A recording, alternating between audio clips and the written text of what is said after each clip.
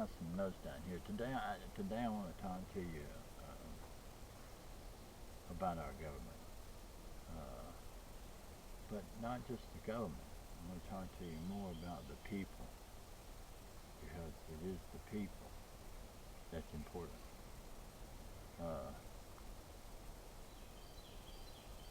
For some reason, and I'm not exactly sure how it has happened, we are encouraged to create this separateness between us. Well, think about this. Why should there be a black man? Why should there be a white man? Why should there be a red man or a yellow man? Why shouldn't there just be a man? Why do we have to separate?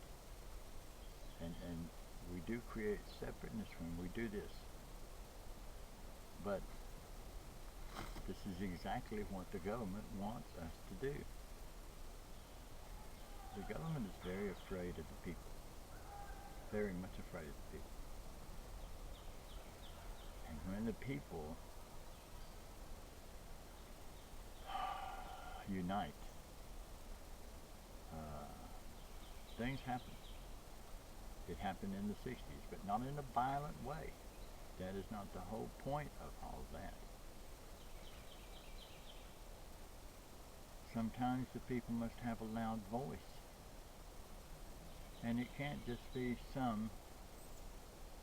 It can't be a quarter. It can't be a half. It's got to be at least 100%. Or as close to that as you can get it, but you will never accomplish that, because there's racists in every race. And that's just a fact. You've got the KKK, that's a racist group. You've got the Black Panthers, that's a racist group. You even have Hispanic groups that are racist groups.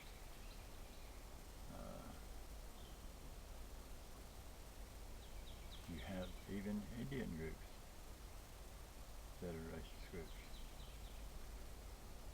But now those are the minority.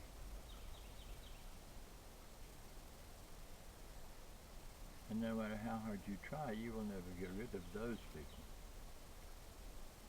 Because that is how they were raised, that is how the belief system. Now, if you want to actually change things, then you must help them change their environment. Right now, the United States of America is being attacked all over the Middle East. I have seen our flag burned, stomped on, torn to pieces. Now, I'm an old Vietnam era veteran, and that flag means something to me, as it should mean to all of you. There are many people, men and women, that have died under that banner, so that the people voice can be loud. We're also tired of violence. We're also tired of war. Like I told you in the other video, I'm 65 years old. I have elders who are much wiser than me, and I don't consider myself wise. I'm just telling you my elders are much wiser than I am.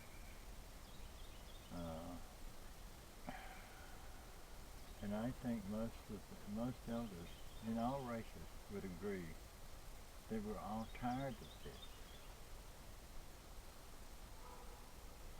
Why can't the people be the people? Why must we be African American? Why must we be Cuban American? Why must we be French American? Why must we be German American? Why must we be Native American? Why can't we just all be Americans?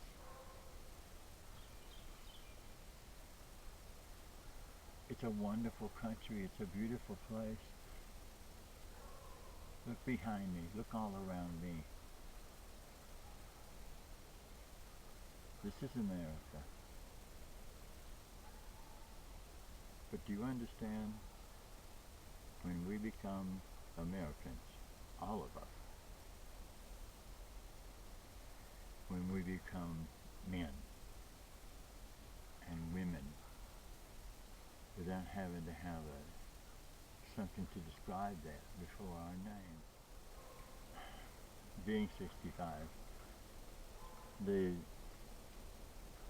Republican Party and the Democratic Party have been in power for 67 years.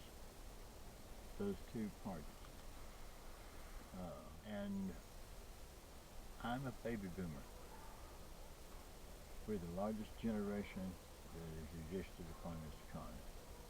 We're the ones that were born after the war to repopulate the country from all the deaths.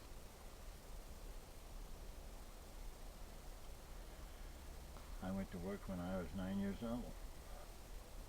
My father took me, we got a work permit, and I went to work at my uncle's grocery store, bagging groceries at 9 years old.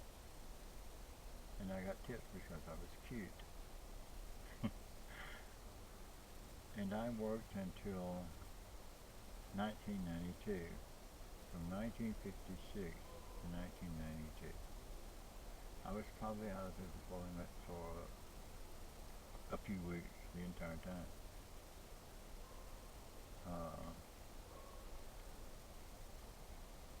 I didn't carry personal insurance. My employers had good benefits as far as insurance goes, so I didn't see the need for personal insurance. But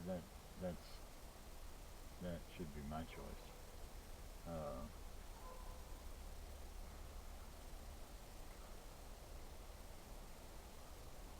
There was a comment made on one of the shows, I think it was CNN. They had someone call in and said the way to fix Social Security is to get all these old people off of Social Security. Well, sir, all these old people have paid in Social Security all their life. I paid it in for 54 years.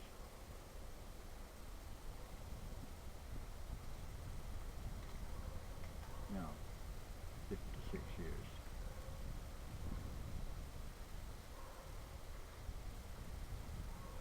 From the time I was 9. I was also told that I'd been better be used to working because I was going to do it all my life. I was never told, don't worry about it, you can get a check, or you can get some food stamps.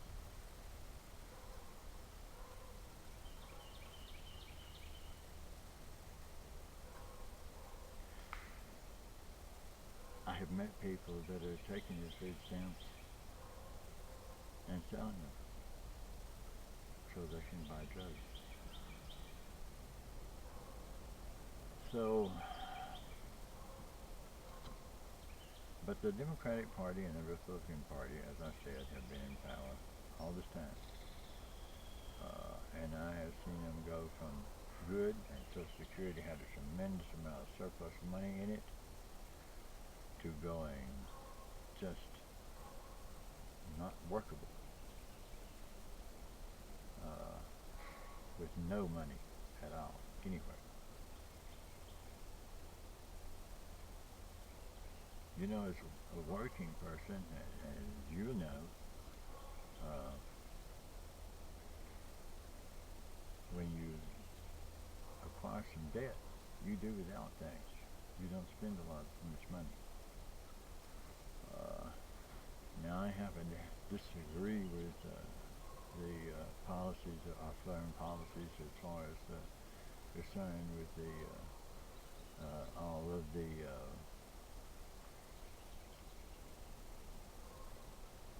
billions of dollars that is going into the Middle East to the governments over there. Those embassies, that ground, that is American soil. We have had 4 American government officials, an ambassador, unarmed people slaughtered.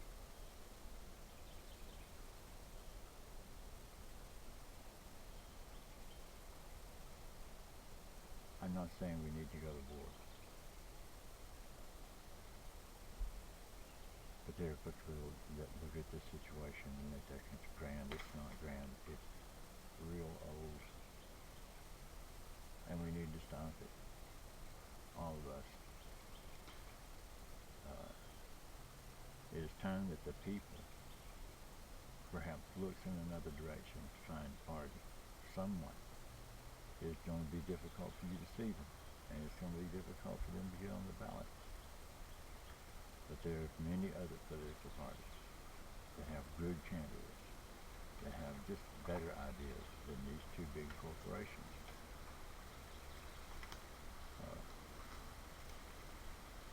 Our presidents come from those corporations. The government belongs to you, especially you, the working class people, the one that pays all the bills. That the government has wasted money away, and it has no way of paying it back. You have to pay all that stuff back, and you have to support all these other programs while you're doing it. We've been through the same thing with this government before. I just think that it could stop. But perhaps we need to open our ears and open our eyes and listen with our hearts.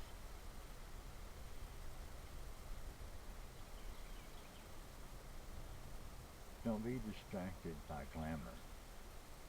Don't be distracted by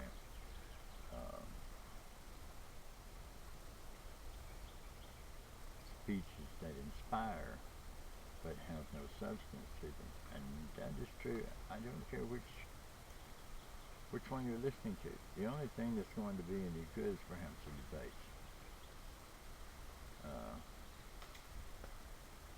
And if it gets around to the same old slander that we've been hearing, that's not going to be a debate.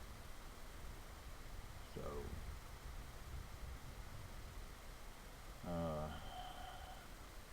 the United States government is a business. You are the shareholders. Each citizen of this country is a shareholder in this business. Every government employee is paid by you. The elders have been paying all their life. Now, why do we continue to give foreign aid to any country that is attacking our land, attacking our embassies, and killing our people to the tunes of billions of dollars? Well, let's just stop that. And let's take that money and let's give it to the people. Because that's the ones that really deserve the help. All of the people. It is your job to unite us and stay out of our business. It is your job to protect us from invaders and all things that might threaten our way of life. And in my opinion, you have failed the people horribly. And you do fear us. That's why you do not want us to unite. And that's the truth as I know it.